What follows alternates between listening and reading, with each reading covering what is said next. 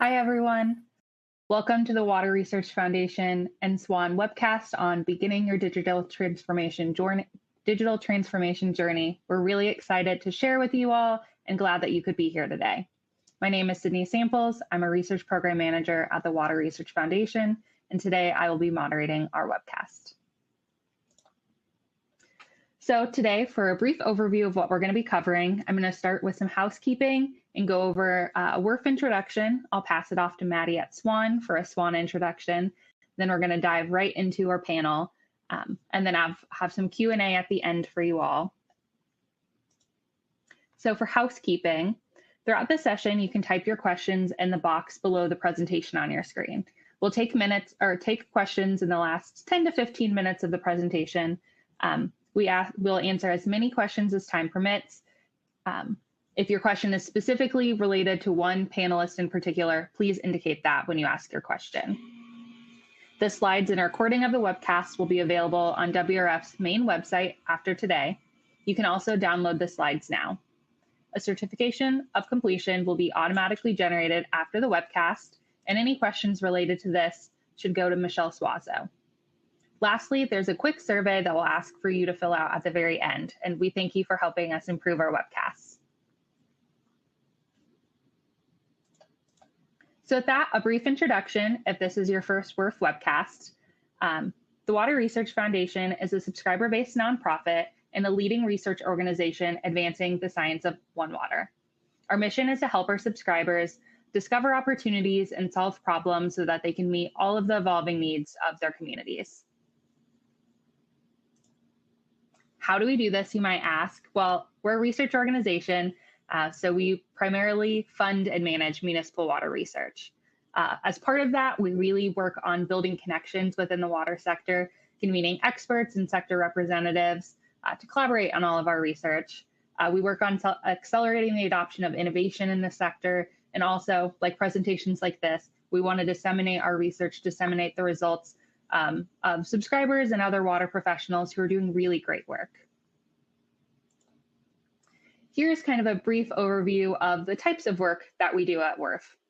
We have 5 different themes and 16 different subtopics, and what you'll notice is that digital transformations or intelligent water systems don't fit nicely into any of our 16 subtopics. It really fits at the bottom where you see our cross-cutting issues. And why this is important is that you're going to see research on digital transformation and intelligent water systems in all of our subtopics. Right now, we've got projects on treatment and optimization, workforce management, energy intensification that all really bridge that digital divide. So this is how WRF handles digital transformation and how we like to view this topic. And lastly, I wanted to provide you an opportunity to get engaged in our research. So Project 5189, quantifying the impact of AI, machine learning-based approaches to utility performance, they're currently conducting a survey to learn about all of the really awesome work that you're all doing out there. So if you have an AI or machine initiative at your organization, please take a moment and scan this QR code. This is going to bring up the survey. We ask that after this webcast, because we don't want to distract your attention, but afterwards that you fill this out and tell us about the really great work that you're doing. We'd love to include you in the project. And so with that, I will pass it on to Maddie Zimmerman with SWAN to share a little bit about the work that they're doing. Thanks, Sydney. I'm Maddie Zimmerman, the Americas Manager at SWAN. For those of you who aren't familiar with SWAN, SWAN is the global hub for accelerating smart water networks worldwide. We focus on increasing the adoption of data-driven solutions for stormwater, wastewater, and drinking water. And we do this by connecting various players within the smart water industry, including water utilities, solution providers, and other industry experts. And together we collaborate, we share knowledge, solutions, and information related to smart water, and we develop tools, white papers, and guides for our members as well. And we do this through working in various regional alliances and collaborative work groups. The Americas Alliance is our largest group, and we also have other alliances throughout the world. Some of our collaborative work groups include the Digital Twin Work Group, a young professional group, and then energy efficiency, AI, data as a service, and smart metering are some of our other popular groups. And they all follow similar formats of providing opportunities for knowledge sharing and education while also producing different outputs. So for example, the Americas Alliance has 3 major pillars. The first one is education, which focuses on people, processes, and technologies. And we put on monthly calls or webinars similar to this webcast, where we dive into different topics surrounding smart water. So we do topics related to building robust digital architecture, CSO monitoring, ensuring reliable data via automation, and more. The second pillar is engagement. We say many members, one flock. And so we do quarterly calls for all of our members to join and share what their updates are. Perhaps they put out a new call for an RFP. They've recently published a report. Maybe they're deploying a new solution and want to share their unexpected outcomes with the rest of the group. So it's a really great way to network virtually and learn from other SWAN members. And our final pillar is execution. And so we do annual research projects to put out tools and white papers for our members. This year, we're focusing on enhancing utility operations through IT-OT collaboration. And we really started this project by thinking about the why, the what, the who, and the how of IT-OT convergence. And so now we're really looking to hear from you all. So if you, whether you're a utility, a solution provider, a consultant, and you've started, either you're beginning your journey of IT-OT convergence, or you've been doing it for 10 years, we'd love to hear your story and learn more about how your organization has envisioned it. So feel free to scan that QR code. Right now, it is open to SWAN members, and we'd love to hear how your IT-OT journey has gone. So that's, and if you have any questions about SWAN or this research project, feel free to reach out to me. Thank you, Sydney. I'll pass it back to you. Thanks, Maddie, and great to hear about all the great work you're doing at SWAN. With that, I'd like to introduce our panelists, what you all came here to hear. So we have 4 great panelists from 3 different utilities. So we've got Nitin Joshi, the Environmental and Operations Technology Manager at the City of Salem. We've got Devin Doring, the Technical Services Supervisor in the Public Works Department, also at the City of Salem. We've got Matt Magruder, the Environmental Research Manager at Milwaukee Metropolitan Sewer District. We've got Wendy Kemp, the Director of Water and Wastewater Infrastructure Asset Management at the Regional Municipality of York. So with that, we will get started with our first question. I invite all of the panelists to join. So we're going to send this first question to Nitin and have Devin on board right after. Could you please introduce yourself and briefly tell us about your digital transformation journey? Sure, Sydney. I spent most of my career in public service. In fact, as an environmental, in the environmental field, I've been in Oregon for 28 years, and prior to that, in California for 3. And I worked in local, county, state government for various different capacities during that time. And presently, I work for the City of Salem as the Environmental and Operations Technology Manager, like you mentioned. And I've been with the city for the last 22 years. So just to give you a background. Talking about basically the journey, do you want me to go with that part too, as to how? That'd be great. Okay. As you said, basically it's a journey. It's something that we have all been going through right along from when we started in the MS-DOS days on the computer to all the way to doing our work on a phone. In fact, it's gone to the point where basically I can do my work from pretty much anywhere, millions of miles away, at least thousands of miles away, and be able to track it in real time and make actual decisions using just a phone. So that's how far we have come. But, the bottom line is all that can only be achieved with lots of time and money spent and all the things that have happened and taken place even before I started my journey with the city. And it's come on those shoulders that I sit on. And basically, I feel that it would be wrong to say it's just my journey. It's all of us going through that. So lots of people to thank, even in my organization. Everyone wants to make sure that all the information that we get today is live, is real time. We take everything what we need. We want it now at our fingertips. And so with the new regulations and new requirements coming, there's always more to do. Sometimes it's lead that we are tracking. Sometimes it's PFAS, and sometimes it's the harmful algal blooms. So all those things require that we actually have a good digital infrastructure first before we can talk about real-time information that we can get. And so that's the part which I think we are working towards, and we are trying to create actionable intelligence at the end of the day. So that I would like to stop at that for now. Thanks, Devin. You're up. Yeah, hi everyone. My name is Devin Doring. Again, I'm the Technical Services Supervisor here at the City of Salem. I actually work for Nitin, who just introduced himself. Largely my role in the organization is essentially that, like helping lead the digital transformation of our organization in the very sense, like in the weeds of it. How do you actually implement the architecture, the systems, the data? So this is really real for me. I live it every day. I've been with the City of Salem 12 years now. I've always had sort of a technical position.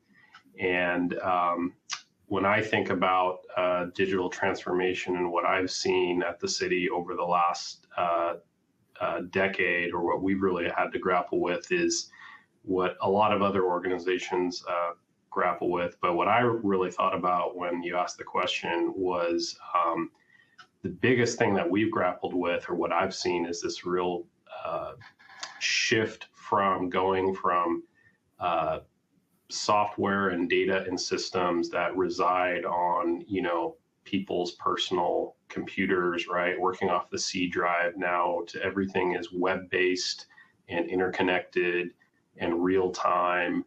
And that's a huge fundamental shift that like the whole world is still dealing with, right? Like going from, emailing spreadsheets to like seeing like real data and everyone's working off of one copy. And so that kind of shift in just the underlying landscape of technology systems and just how we work in general, like directly influences a digital transformation journey. So, yeah. And later we're going to come back to that, because I think the cybersecurity and making sure that it's safe when you're in that cloud environment is something that everyone wants to hear about. So I'd love to get into that in a little bit, but we'll go to Wendy next. Hi, everyone. So I'm happy to be here to talk about York Region. It's the municipality that's located just to the north of Toronto in Canada. And we serve about 1.2 million residents and a very fast-growing municipality with a goal to achieve almost double that in the next 20 to 30 years in terms of population. I'm a hydrogeologist by training, so lots of experience working with data to help solve very complex problems using visualization tools to try to understand it better. And throughout our journey, I've been at the region for now 21 years, so have gone through the organization and worked in operations as well as water resources, and now as the director for infrastructure asset management. And I would say we've gone through quite a journey, and we still continue, as Nitin said, like this doesn't end. It's still a road and a path that we are. There's some really great technology out there that we've discovered that really helps us, but what we've really discovered is if you try to build technology on a broken process, you just end up with broken technology. So we have spent a lot of effort looking at how are we organized to be a digital utility, and organically the organization sort of had staffed up. Every little team would have, say, their GIS expert or someone who was really good at, AI or something related to that. And what we realized was really we need to centralize and create centers of excellence. And I think by focusing on the people and then looking at the process and ensuring that it's not completely broken, and maybe we're trying to build technology for a process that doesn't even make sense anymore, and then looking at the technical or technology as a solution has been quite a journey for the York region. So and I'm not going to say we've solved it yet. We're still really working at it. It's been a journey, and we continue along it. Thanks, Wendy. Great to hear. Excited to learn more and go deeper into that. But we'll go to Matt. Matt next. Yeah, thank you. So, hey, everybody, Matt Magruder, Environmental Research Manager with Milwaukee Metropolitan Stewardship District. Thanks for having me with you today. I serve, again, as the organization's Environmental Research Manager, but I also moonlight as our Digital Transformation Framework Development Lead. Digital transformation for MMSD, it's something that we've done ad hoc for many years, and I would argue probably everybody on the call could say that, right? But what's new for us is getting really strategic, intentional, and really facilitating the change management to develop a culture that is rooted in continuous improvement and actively seeks advanced data solutions is uncharted territory for MMSD. So in our journey, we're looking to, again, develop that culture, and really we're trying to do it with the intent that we are going to develop solutions that support real-time decision-making at our organization that improves outcome and generates value, not just doing it because it's cool. And so for us, from the beginning, it was really kind of apparent that there was a lack of consensus and understanding around digital transformation. So we started with pulling together a phased approach that includes everything from learning and ideation around digital transformation to define really what it means to us, to unpacking where we're currently at, where we want to be, and ultimately developing a prioritized framework for our organization. So I'll kind of pause there, and then if there's any questions later on, I'll happily unpack that for folks. Thanks, Matt. That was a great transition to kind of where we're going next. And we're going to start with Wendy and Matt, just because of where your presentation was going, or your discussion was going. But you talked about the journey and kind of these first steps that you were needing to figure out. And so could you elaborate more on the first steps that you took in? Was it a leap of faith, or did everyone get on board? Did everyone say this is the right path? What type of conversation was that from the start? And so we'll start with Wendy. It definitely was a conversation starting at the senior management level, really driven from the commissioner and down to the director level at first, to really understand what it is that we wanted to achieve and what does a digital utility really look like. And from there, we created a strategy with the support of a consultant, and then looked at prioritization, like a blueprint for how do you drive some of these outcomes. And clearly one of the first ones was we needed to bring the people together who are doing like work so that they could leverage one another and not create these pockets within the organization that are doing exceptional work, but could leverage and help others to advance their work. And then, really looking, we often said it was the next 10 feet of the strategy, because really, as you work through this, some of the things you don't know or realize once you get into it is trying to have, and I think Matt spoke to this change management sort of perspective, and making sure you maintain momentum and not actually having like the ultimate solution is X. It's more about getting through the next 10 feet and really looking for champions who really understand the business, who understand the business questions that need to be answered, and then thinking about, okay, well, how do we get there with the data? Because we have lots of data. We have so much data, it's almost inefficient in its own way. So really trying to zoom in on the things that really need to be solved for the business. So yeah, I'll pass it off to Matt. Yeah, thank you, Wendy. And So for us, I wouldn't say that I can really distill it down to one single step, but I think a couple bullets on some steps that we kind of did in parallel to get rolling on our digital transformation journey. Started with finding an executive champion within the organization. It's a fantastic way to really ultimately have legitimacy when you get people at the table to talk about it, right? Somebody who has the authority to make things happen. So I found that for my organization, as well as I found my allies, and equally as important, my skeptics that are critical to success in digital transformation, right? There's old adage, keep your friends close and your enemies closer. They're not really enemies, but they're good people to have in the room. They have a diversity of thought and perspective, which is important to have at the table. So when we got everybody to the table, it's really important to practice active listening with my stakeholders, but yet facilitating and asking impactful questions like, what's important to you? These are simple questions, but impactful. What's important to you? What keeps you up? What would you like to achieve with digital transformation? What must I do to support you and to earn your support for digital transformation? What are your biggest fears around digital transformation? And then based off of that feedback, we continued to meet and really defined a vision for our effort for going after a digital transformation framework development. And we defined what success looks like for our organization, and we placed boundaries on it. And for us right now, we're looking at the confines of our collection system and water resource recovery facility. So it's not fully built out to an enterprise-wide digital transformation strategy. We're trying to start somewhere and develop some focus. And really, at the end of the day, we're looking to reduce costs and eliminate waste in our operations, improve reliability and reduce the risk of failure for our customers, improve performance, and increase innovation for our organization. So that's kind of, the first steps we took to get us moving in the right direction. Thanks, Matt. Devin, what's your perspective? Yeah, I'll stay in my lane. I'm more the boots on the ground, and I'll let Nitin handle more the strategy and that stuff. But like for me in the world that I live, I'm a kind of a data person.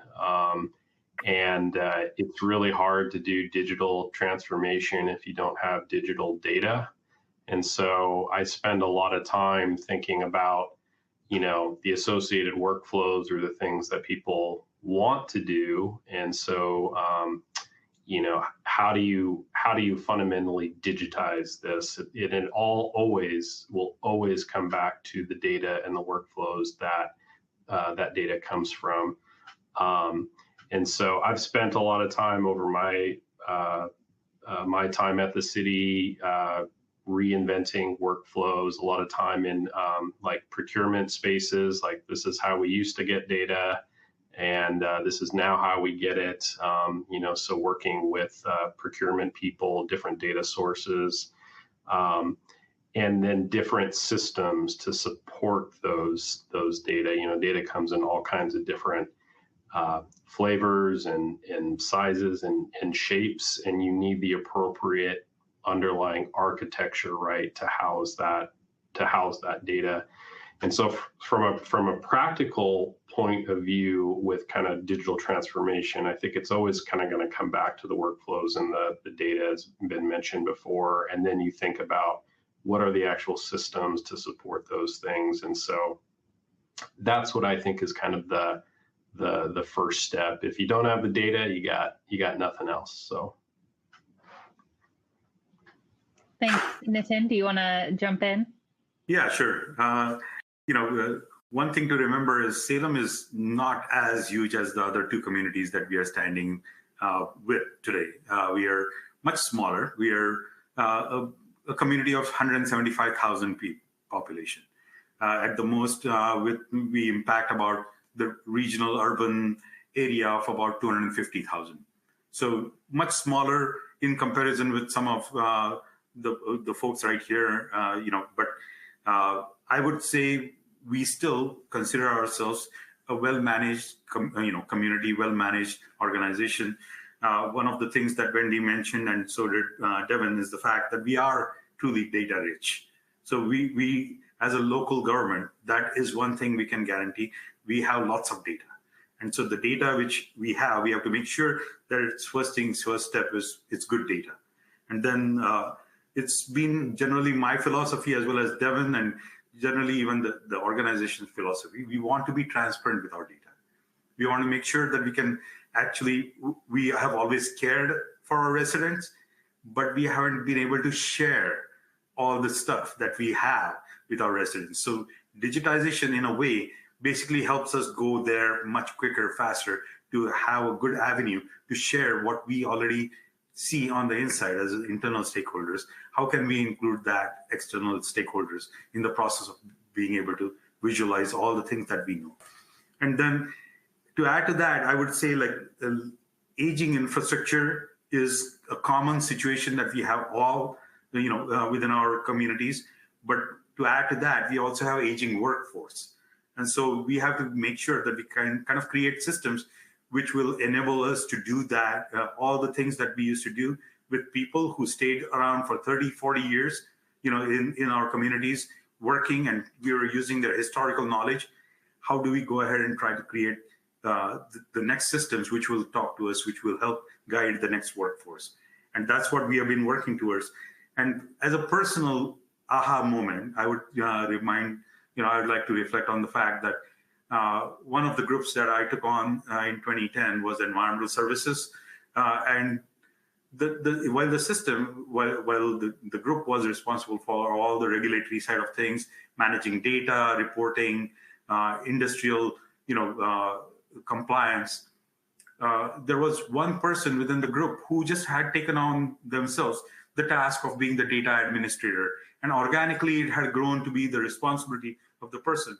And then when it came to be the time that they were going to retire, it was the time when we had to question the fact, oh my God, there is a single point of failure. Nobody else actually knows what this person has been doing and actually has managed the systems. And so that, to me, required us to talk with IT, create a system which would be able to be managed by more than one person, have that inclusive nature of where do we want to go with this? How do we make this data much more relevant and transparent? And that was kind of the aha moment to say, okay, where else can I apply this logic? Where is our single point of failures? And how do we go about making sure that we never come across this situation again? So that was, in my opinion, where I started looking at, where can we try to help ourselves to grow and move in the direction what Devin also talked about.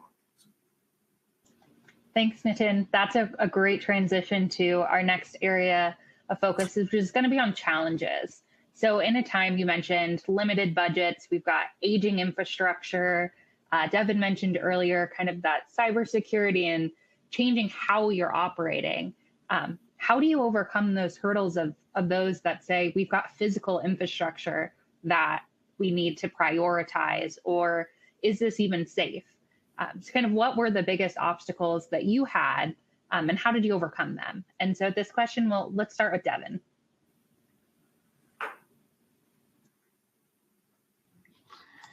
Yeah, there's always obstacles. I would say, in today's landscape and the technology, the resources, just the sheer knowledge that is available, it's more of a question of will than a question of how to do it. I mean, you can do all this stuff digitally and be completely secure. It's just a process of figuring out how to do that. And then it's the real hard work of convincing, your skeptics that is the case. But the digital landscape, gets a lot of bad press whenever anything goes wrong, and really no press when it works perfectly. And so I would say, don't focus so much on what you see in the newspapers. Because in the large part, it does work, and works very, very well. The specific question of why you should focus on, the digital when you have physical, I kind of think that's a false dichotomy. I don't really think of them as two different things. I think of them really as in the same pot. I am caring for my physical infrastructure when I am paying attention to my digital infrastructure, because the way I manage my physical infrastructure is through its digital footprint. And the way the world has figured out how to transfer knowledge the most efficiently from one generation to the next is through digital systems. And so I really see it as a continuity of service, right? Like you could, I guess, run your system and just, relying on your workforce that have been there 30 years and not document anything that they know in some sort of physical repository of knowledge. But then what do you do when they retire, right?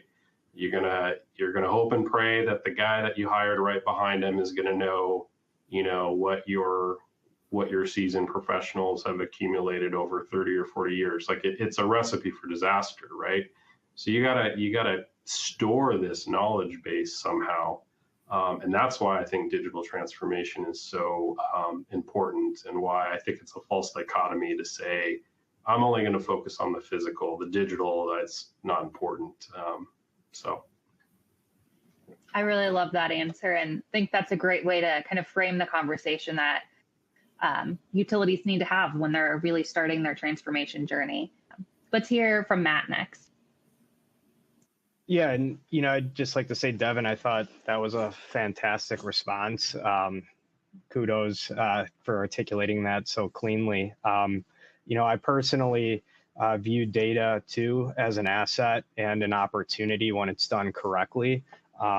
Otherwise, you spend a lot of time and effort collecting, storing, managing data, but you could be data rich and information poor. So trying to do data intentionally and do it right, defining ownership to the data domains and getting that data lifecycle right is so important.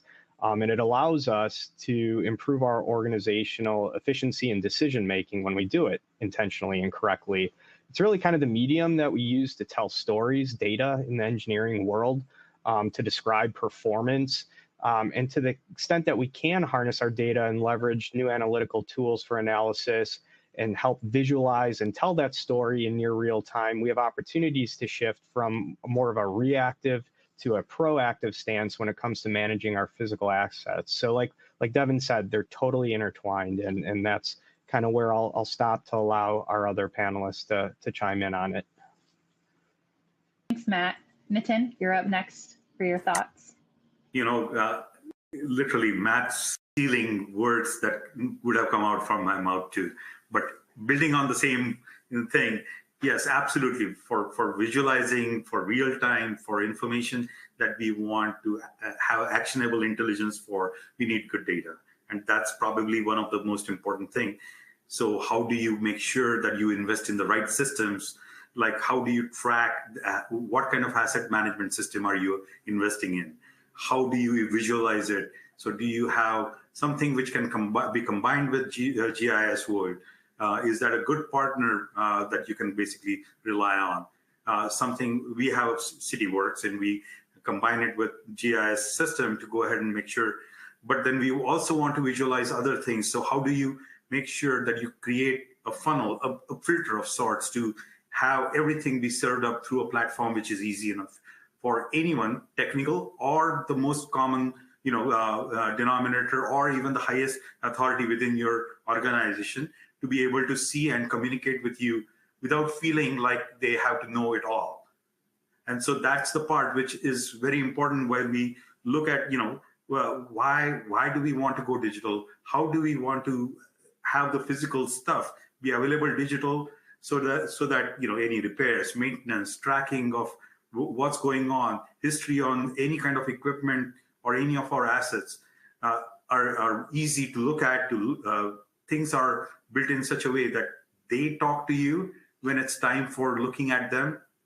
They tell you, so that we are not being reactive, like what Matt said, we are being proactive about it. That's great, Nitin. Proactivity and staying ahead of what's the challenges that were going to be occurring are really important, and put utilities at a really great place. Wendy, let's have you wrap up this question. Well, it's it's a really good lead up from all three speakers. So I think when you prioritize digitization, you end up finding efficiencies that actually free up money for the physical assets. So even at the front line, everybody has a cell phone. Everyone has comfort using a cell phone to a large extent, and having to do paper checklists are things that are no longer things acceptable, really, and it's so much more efficient to enter that information one time going into a system that can be utilized by a variety of different groups who are all looking at the system from a different perspective. So I think doing digital transformation on the side of your desk really isn't good either. So you do need somebody to be the champion, to be able to lead the strategic work forward and to really prioritize. And Nitin stepped on this with the enterprise system that they use, and same with us. Everyone was sort of focusing on all these different little tools to be used, but really our work management system needed the focus and the prioritization, and to get the work out so that they could pull the information back in a digital form and then be utilized by all these different groups. So it really does help manage the system better when you have all of these pieces sort of working together. So ultimately at the end of the day, it helps you with the money issue in terms of trying to manage the physical assets. So that's where I would sort of go. That's really great. And I think just a takeaway from all four of you is that, well, this is posed as an obstacle and you might be taking away from other things. What I've learned, what I've taken away is that really it's an optimization opportunity and can really actually free up resources for your physical assets. So it's a win-win on both. That's really great. I want to remind the audience before we go to our next question, because I still do have a couple left, but please submit your questions to the panelists. I'd love to hear what questions you have for them. But we still have a few more. So this next one's going to go to Matt to start. And it's really when you're starting your journey, we've talked a lot about the physical aspect side, the data side, but thinking about the employees and the customers, was customer employee satisfaction and experience a component of going digital when you first started?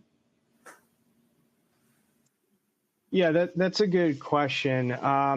So definitely employee satisfaction, and to the extent that we can start to tease out customer satisfaction, there's huge opportunities to improve transparency through data and digital tools. And we're starting to do that right now. We're starting to have, and I think it starts to address on one of the comments that came in from the audience too. It's, the ability to in real time be connected to customers, right? Like when we're about to experience and have forecasted an intense rainstorm, we can issue water drop alerts to try to tell people to help conserve and support us to manage water where it falls, using green infrastructure, not running dishwashers, things of that nature, trying to use digital tools to connect with folks and building out these intuitive and accessible platforms for people to be engaged with us. All these things do come with challenge though, right? We compete for a lot of resources in our organizations, and whenever we move and try to do something in the digital space, we have to understand that it needs to have a direct benefit that ties back to our mission of our organization without sacrificing security too when we introduce these new types of tools and engagement techniques. By far the most difficult steps for us for this project were this initiative was to overcome the fear of change and exploring the unknown. It's not really something that we've done before intentionally. So there was some instant pushback from skeptics in the room. Like, if we hadn't had to do it before, then why do we have to do this now? But getting right and intentional with data, it's never going to get easier than it is today because of the rate that we accumulate data. So it's in your best interest to start sooner than later to tackle data issues and things of that nature. So hopefully that wasn't too circular of an answer, but I know it kind of covered a few different areas on the customer aspect, the employee aspect, and I think I also dial back in on the employee satisfaction side of things. We're look to do things to improve efficiencies within the organization, right? So it's there to help people out. It's not occurring because we're trying to eliminate people. And that was a big, fear on the onset of the DT journey for us. So. Matt. That's a great perspective, and really appreciate you kind of diving into all three of those aspects. Let's now pass it to Nitin to provide his perspective. Well, to think about from the customer standpoint, you have your internal customers and you have your external ones. The internal ones, in my opinion, the ones who are going to actually use your system day in, day out, they are the ones which are very important. Given the fact, first and foremost, if you don't develop things which will help make their job easier, you fail right off the bat. In fact, they are going to be the harsh critics at all times, saying you built something which is not workable, not helpful. You didn't actually meet the purpose and the need for what they were asking you to help them with. So that's, in my opinion. And then for the external stakeholders, it's important that you keep focus on what problem you're trying to solve. For example, if it's a water crisis, a situation where basically you have to inform your customers about a boiled water alert, for example, you need to be able to have a selected group be identified. How do you reach to them as quickly as you can? It's not that time of the time of the systems when we could rely on the fact, oh, you just put out a newspaper alert, or you could put something which would get to the customer tomorrow. They want information right now as it's happening.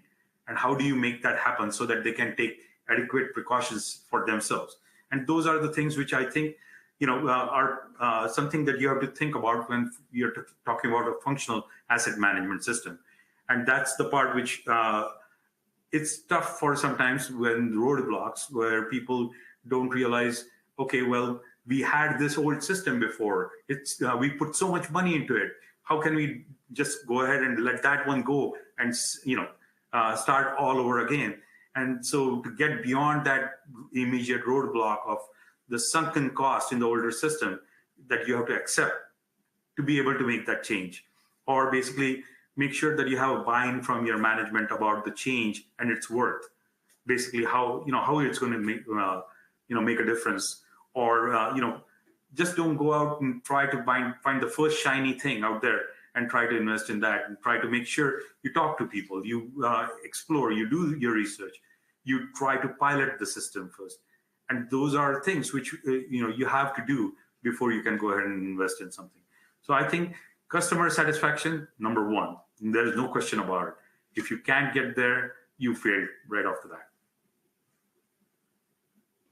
Thanks, Nitin, and really appreciate you talking a little bit about the paradox of choice. And just there are so many digital technologies out there and solution providers, and it's really important that you find the right one for your organization because the context that everyone's working in is different.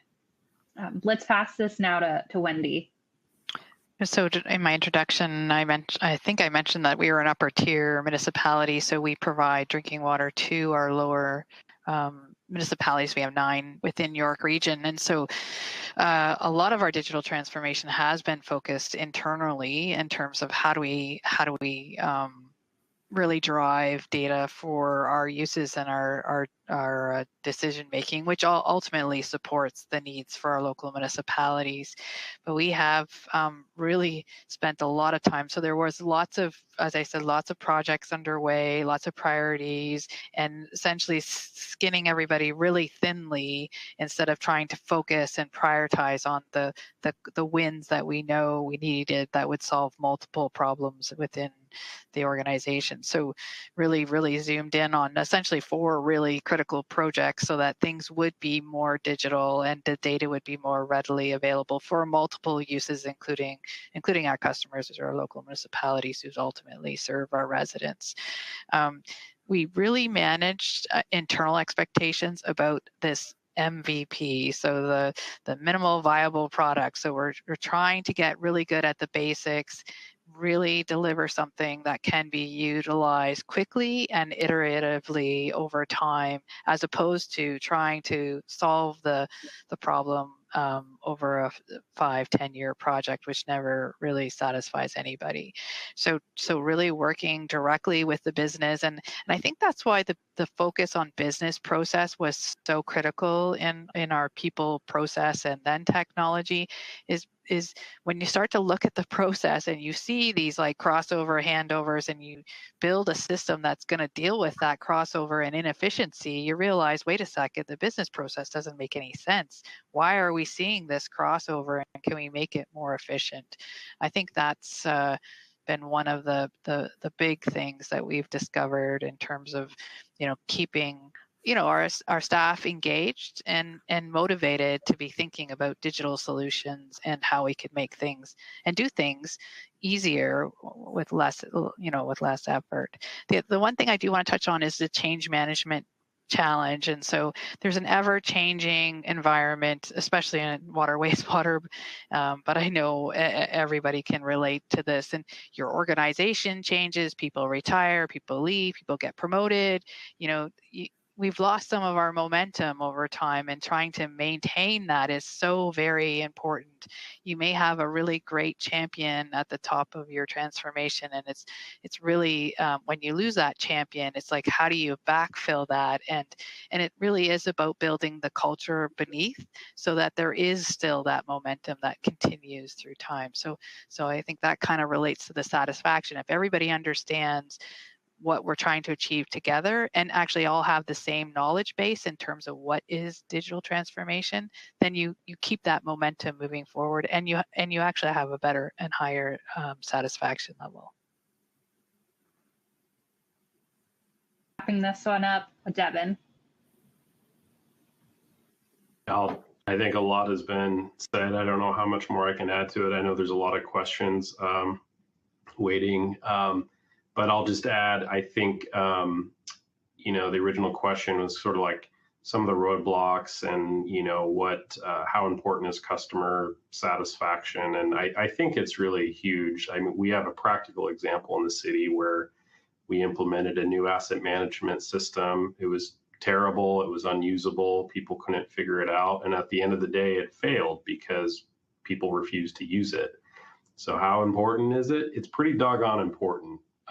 You really have to ensure that the technology choices, match what the customer needs to do their jobs. Yes, there's going to be change management involved, but making sure the tools are usable is really important. Otherwise, there's really no point in the project if your staff can't figure it out, or if the business drivers are not being met. So yeah, I'll leave it at that. Thank you. So we're going to move to audience questions. We've got a lot of really great ones coming in. I'm going to send the first one to Matt, and then we'll have others join in who have an answer. But let's talk about benchmarking and measuring success. So is benchmarking data a part of what you're doing? And on the opposite end, how do you measure if what you're implementing is successful? Yeah, absolutely. So there's a couple of facets of benchmarking that we're doing. One is just kind of defining our current state. So, the technologies, the process, staffing, position, technologies, things of that nature, and documenting those. Also, in terms of like developing, you need to benchmark and develop targets to improve for various initiatives, so that you're being meaningful and intentional with your deployment, your goal deployment for whatever optimization you're trying to solve. So it could be something like streamlining a business process cycle time, the time it takes for something to get to a next step, cutting it down from, maybe 2 days to, 2 hours, or which is one kind of thing we're working on with one digital optimization right now around streamlining reviews of certain types of proposal ideas. Also, things from like measuring, your baseline consumption use for consumables at the plants, things of that nature. You have to define, where you're starting from to know, what you've actually achieved when you get to done.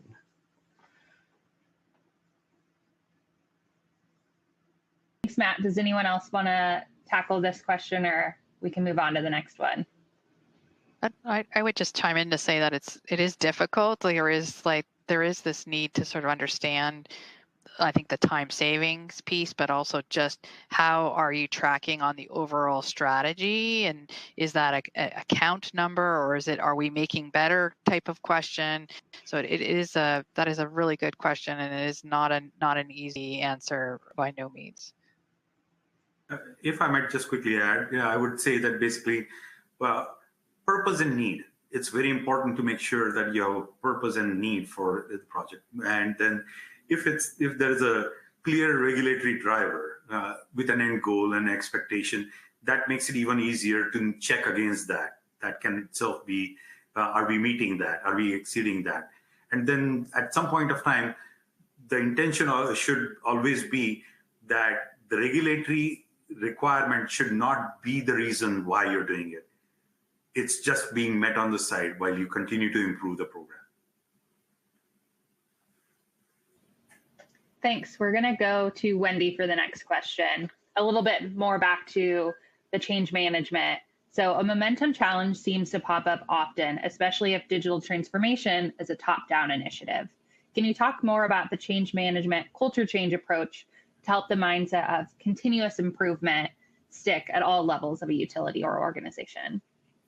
Yeah, it's such a tricky area, change management, and to maintain the momentum. I sort of touched on this a little bit. Was, one of the early days in our first discussions about the strategy was making sure everyone was on the same knowledge level of digital transformation, and that was getting really good at the basics. So does everybody know how to use GIS? Does everybody know how to use the tools that have been built that will help them with their job? And I think that gets people really, really excited. And I'm going to say, I have a staff member on my team who, on the side of his desk, literally was so tired of everyone asking him, how many kilometers do we have? How many pieces of whatever equipment we have? And, he created these dashboards and he linked everything together, and it was just out of his own drive and interest and understanding the business questions that were coming to him that he created this dashboard that is a phenomenal use. And I'm going to tell you, it's used across all from the engineering, from the capital to the operations side. It just helps bring that information all together. And so there are champions within the organization. They're not always at the top. It's about creating that opportunity for them to come and rise to the top.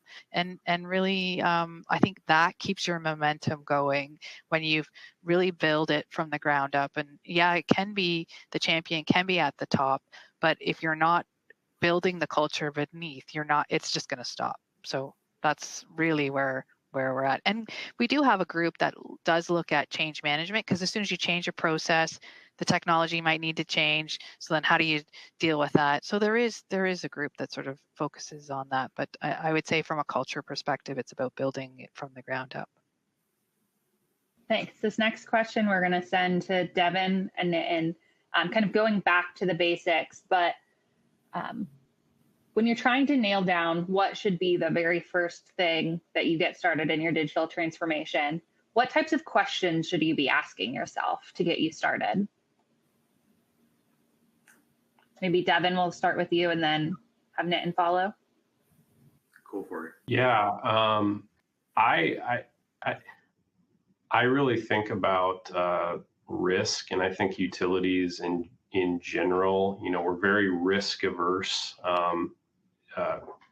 people and groups by nature. And I've really seen an effective way to help you narrow down where you should start is to focus where you see the most risk. As an example, what we sort of mentioned before, if you've got, the one guy that knows everything there is to know about your pump stations and he's retiring in a year, you should be thinking, I should focus to mitigate that risk by, documenting what he knows in some kind of system, having him sit down with a GIS professional, pulling out some of that information into some sort of digital format. That's an example of that. if you see risk in like, you know, there's a lag of information, right? Like we have an issue and we can't get the information to the right decision maker in time for them to make some sort of compliance report. Well, you could focus on that workflow and improve that digitally to speed up that. That I think is a really practical way to think about it. Like list your risk and rank them and use that as a priority. Like those are the things that you could focus on. Thanks, Devin. I think that's great advice. Yeah, Nitin, sorry to interrupt. Go for it. No, absolutely. I'm just amazed. I love the way Devin thinks, and that's what helps me do my job better. So absolutely, I think just to add to that, I would say no matter which organization you go to, you will have this problem of in the past we have always been siloed, very siloed, and the fact is, as you start breaking down those silos and trying to figure out ways to utilize information which is sitting in each of those silos to work with each other, you need to figure out what systems will help you be interoperable. So the fact is, information needs to be able to flow all the way across, and what will help you get there. And so that then you can start thinking about building systems which will work for benefiting all of them. And then you start seeing that everyone enjoys that they're talking with each other because they are all sharing the same information. And that's, I think, is an important thing, that look at the very basic as to where information lies and what you can bring together to create and how you make them talk to each other. First the information, then people. Thanks. Our last audience question that we're going to have is going to go to Matt, talking about tools. Should you build them? Should you buy them? And if you're buying them, how do you narrow down? Because there are so many options out there. That's a great question. And I think, honestly, it's a different answer for every entity. I think it comes down to understanding your organization and its abilities. There's definitely cost trade-offs both ways. There's resource requirements. There's security aspects. So a lot goes into play with things. And, maybe for, a larger utility that might have more people who are versed in programming languages, maybe building things and customizing things in-house is an option. And maybe it's not for a smaller entity, or maybe you're lucky and it is in the cards. Really, at the end of the day, it comes down to what's the objective you're trying to achieve and how are you most effectively going to get to it. I think is where you have to start. And, having the criteria that is embedded with the vision and the strategic objective of the organization, your organization, in that decision-making matrix, if you will, as you look at the universe of opportunities to get to that desired future state for that objective, you start to unpack and answer that question.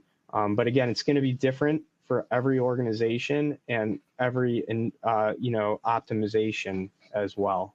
For us, we're trying to get away from a lot of ad hoc and one-off and trying to standardize more. So for visualization for us, for our organization, what we decided upon, which might not be the same for you, and which is totally okay, we're trying to use Microsoft Power BI for our visualization and dashboarding needs. Just one example of one particular product that we are using.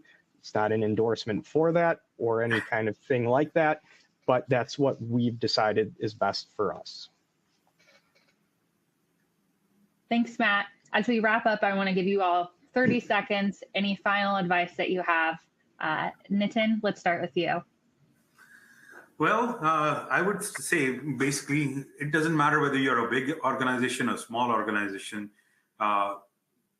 Don't be afraid. Try, test things, pilot it out, and most importantly, trust your internal teams. You'll be amazed. Give them the opportunity to expand their ideas and to say, like, here's a challenge. This is what we are trying to do. How would you go about helping us?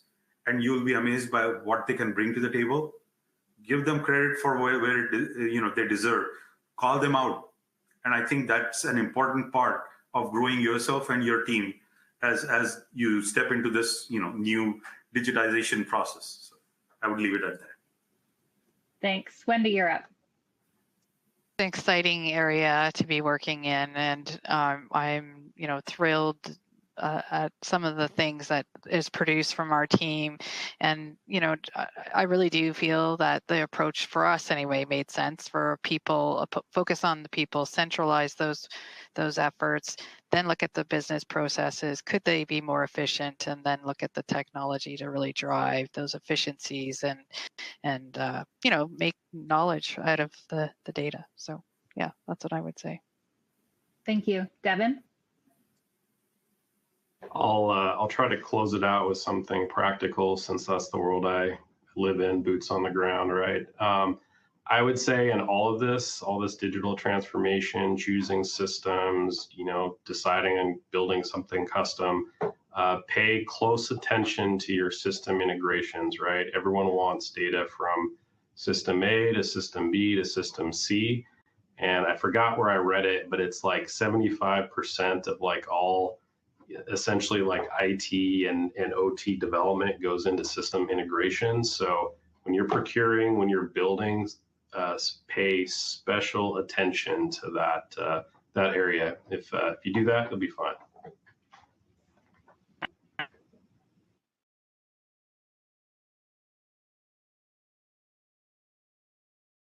I think Sydney is having some problems.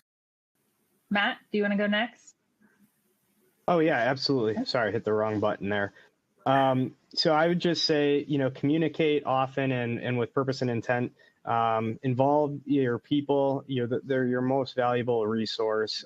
Keep those process owners engaged from the onset, and have fun when you're going through your digital transformation journey. You got to make it your own, and it's really up to you and your organization to define what the desired future state is and what you're willing to invest into it. With that, we want to thank you all. Thank you to our panelists. This was incredible. I hope everyone learned a lot from them. Want to thank you to the audience for sticking with us till the very end. We do have a survey that we'd love for you to take. It only takes about a minute or two, so if you could fill that out. Lastly, I just want to thank SWAN for partnering with WRF on this great webcast. So with that, thank you, everyone, and I hope you have a great rest of your day and a great weekend. Thank you.